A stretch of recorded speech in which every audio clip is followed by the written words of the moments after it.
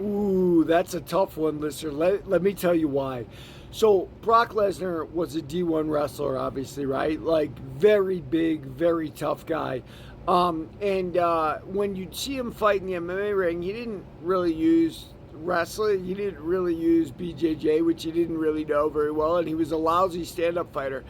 It was the fact that Brock Lesnar was so enormous that he was able to compete at the highest level at a time when maybe the highest level wasn't as good as the rest of the sport. I remember his victory over Shane Carwin. Shane Carwin, I would give, was very much like Brock Lesnar, probably had a little better stand-up and a little bit more power, right? But at the end of the day, Brock submitted him with that arm triangle choke that we'll sort of never forget. Daniel Cormier is a very small guy, right? Great wrestler, obviously an Olympian, but a very small guy. But guess what? Guess who was also an Olympian wrestler, but a very small guy for heavyweight? Randy Couture.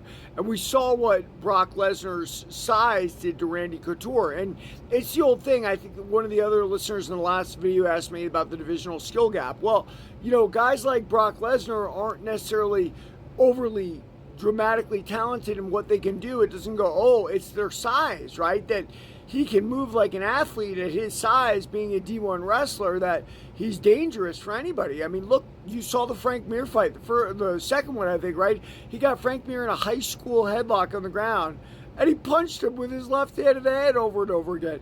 So it can be very difficult to make up that size difference. Now, that having been said, what did Alistair Overeem do to Brock Lesnar? Alistair Overeem kickboxed him and knocked him out in short order.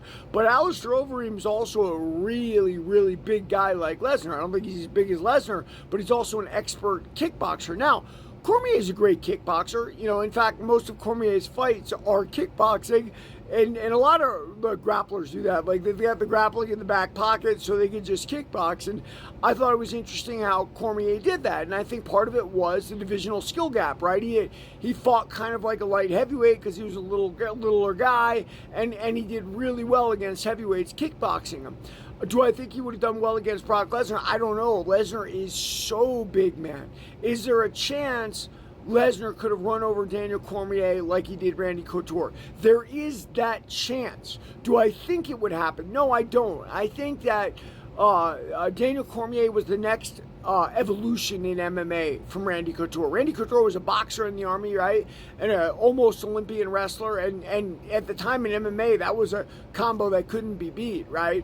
Daniel Cormier was the next generation, right? Like a lot more training, more athletic, more Olympic credentials than Couture had. So I think at the end of the day, Daniel Cormier would find a way to win, but I wouldn't be surprised if Lesnar crushed him like a bug. Everybody, read my book, Warrior of the